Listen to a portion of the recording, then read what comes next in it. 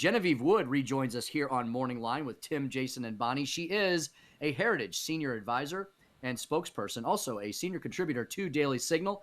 At Genevieve Wood on Twitter, at Heritage, at Daily Signal to see all things Genevieve. Genevieve, thanks for coming back. Welcome back to the show. Hey, good morning. Good to be with you. So, Genevieve, when we signed on this morning at dark early at 5:30 a.m. here in the Heartland, Central Time, the first thing I was greeted with, I thought we were going to have a nice, smooth show open and kind of get into the news and the analysis of the day. And I suddenly see this bombshell dropped by John Roberts, the White House correspondent for Fox News, about this Lieutenant Tony Bobulinski. And I've hardly had time to unpack it. Genevieve, I should ask you, should this be a big major news story today? Which of the networks will cover it and which will ignore it in like mind? Well, of course it should be a top-line story. I mean, you have somebody who's running for the President of the United States, Joe Biden, very serious allegations made against not just his son, but against his involvement in these schemes and taking money for foreign governments. And is there a quid pro quo going on in terms of what are the Chinese expecting out of these investments, for example? Those are questions that should be asked. I'm completely all about saying, let's not pile on a Hunter Biden who has had some serious issues in his life and making that the story. The story here is Joe Biden. The story is, was his father enabling this kind of thing, and what was his role in it? And I think that's a very fair question that ought to be asked in the presidential debate tonight. I think it's something that should have been asked over the last 3 or 4 days. We've seen this coming. We didn't know who was going to break it, but we could tell there was something there. And I think that's, frankly, why Joe Biden has been in his basement for the last 3 or 4 days and has put the lid on in the interviews. It's not just because he has small crowd sizes. It's not just because he's preparing for the debate. They had to find a way to make sure he didn't have to face these tough questions, because we saw the one tough question he faced, which was like, what do you think, sir, about this story from like the CBS News reporter? And Joe Biden lost it. So what was he going to do if he got a more pointed question? The idea that this woman who's hosting the debate tonight, the moderator, I can't remember her name, will bring this up, I think, is unlikely. But at the same time, it's going to be such an obvious hole if she doesn't. But Tim, you know this, as you've been covering it. The media is so brash in terms of the way they go after President Trump, the way they do not cover or give hard questions to the Democratic candidates. It won't be a surprise if she doesn't bring it up, because they think that's how ignorant the American public is, that nobody's paying attention to this. Yeah, Genevieve, I'm looking at this 4-page statement from Lieutenant Tony Bobulinski that John Roberts posted an hour and a half or so ago now. And this one paragraph really leaps out at me, where the lieutenant, who's a retired U.S. Navy intelligence officer, says, I realized the Chinese were not really focused on a healthy financial return on investment. Basically, he's talking about the relationships that Hunter Biden was developing with upper-level folks in the Chinese business industry, which is also basically the government. They were looking at this as a political or influence investment.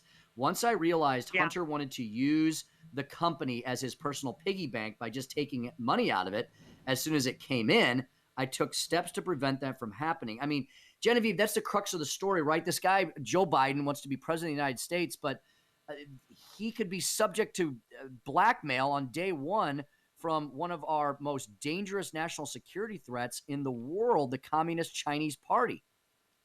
Yeah, the idea that he hasn't even come out and said, I didn't know anything about this. And at one point that I never talked to my son about these things, but I think that was talked about Ukraine. But the fact is, he hasn't come out and denied any of these things. He hasn't denied that he knew what Joe Biden or what his son Hunter was doing. He hasn't denied that money exchanged hands. He hasn't denied that the JD or the big guy referencing these emails. They've denied none of it. And now it's all coming out, increasing evidence that it's likely true, that there's hard evidence here. And he has to be asked about it. Again, this isn't about Joe. This isn't about Hunter Biden. It's not about the fact that he was over there playing, with money. It's the fact that he was using his father, and did his father know that? Did his father make any deals? Did he call anybody? Did he give any kind of agreements to anybody in China saying, yes, I'm going to do this, or I'm going to be supportive of this? These are things that we have to know. He's got to come out and say, I absolutely will not be influenced in any way whatsoever by the Chinese government due to my son's business dealings there. Why hasn't he said something like that? He said nothing. Yeah, Genevieve, you point out the crux of the issue gets to the point of a phrase that we heard quite a bit lobbed at Donald Trump without any validity, apparently now, as we know, as the entire Russian collusion hoax continues to fall apart and crumble before our eyes. Quid pro quo, right? Lieutenant Tony wraps up his statement by saying, and this lieutenant he points out in his statement that if anything, he's tended towards helping Democrats out. He says, look, if you look at my contribution history, you're going to see me giving a lot of money to the Democratic Party over the years. He goes, I don't have a political axe to grind here. He said, this concerns me. He wraps up his statement by saying, I saw behind the Biden curtain. I grew concerned with what I saw. The Biden family aggressively leveraged the Biden family name, parentheses, I'll add this, while in office, to make millions of dollars from foreign entities, even though some were from communist China. And Genevieve, as you point out, what promises were made on the other side? What quid pro quos do exist? What does Joe Biden owe communist-controlled China? That terrifies me that this guy could be the leader of our country, the leader of the free world, and China, communist China, may have they may not only have dirt on him, Genevieve, they may have their hooks in him. They may be able to control him to some level. Look, we don't know what we don't know, and that's the problem. But that's exactly right. Look, he needs to be asked a question, and he can deny these charges. He can dance around them. He can try to give some new angle to it. And then voters can decide what they believe, right? Do I believe he's telling the truth? Do I really believe that China would have no influence on him? People can make that decision. But right now, it's very difficult to do when you aren't even willing to talk about the subject. And let's be clear. I mean, it's now come out that Iran has been playing in our election scheme here, and that putting these fake emails into place and the quote-unquote Proud Boys and being used against the president, as we well know, on their way out of office. Several, I guess, in the last year of office, the Obama-Biden administration gave billions of dollars to Iran. Remember the pallet of money just left at the airport there for them? I mean, this is, and we're also to believe Iran wouldn't want a Biden presidency. They'd rather deal with Donald Trump. I think we all know they'd rather deal with Joe Biden for numerous reasons. And again, people can make up their own minds about whether or not that's important, but it ought to be out there as a story, and the fact the media has not covered it. Look, Tim, I think Trump is going to win on Election Day, but I guarantee you if he does, it will be because he was able to beat back 90% of the media establishment in this country. I mean, it is phenomenal, the blackout they have given to certain issues, the coverage they've given to non-issues, how they've covered him versus how they've covered his opponent. I mean, if he's able to pull this out, it will be against every force in Washington and the media that he's been able to do it. It'll be phenomenal. Well, Genevieve, you just took me to the next question I was going to ask you, and that's that not only is Joe Biden sidestepping and not answering questions, Genevieve, how disturbing is it, how dangerous is it that we have a national liberal media, which is most of the media, that is covering for him, that is hiding him from us, and then we have the social media giants censoring any attempts by any other networks to get the news out. That's a threat to our democracy, isn't it? It's a complete threat, and I, as I read some of these stories, I'm like, is this America? As you just, I mean, I've worked with them for years. I've known both people who go into that business tend to be left of center. Many of them, however, were still honest. They just admitted, I have this preference versus this.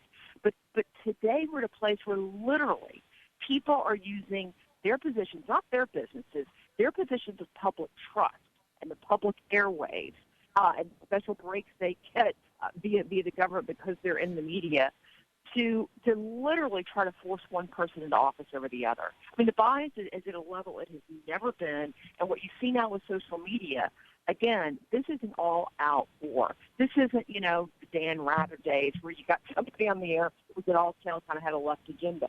This is literally companies stopping the First Amendment rights of private citizens in this country, any citizen in this country, and saying, here's what you can say on your Twitter feed or not. Here's what you can post on your Facebook page or not.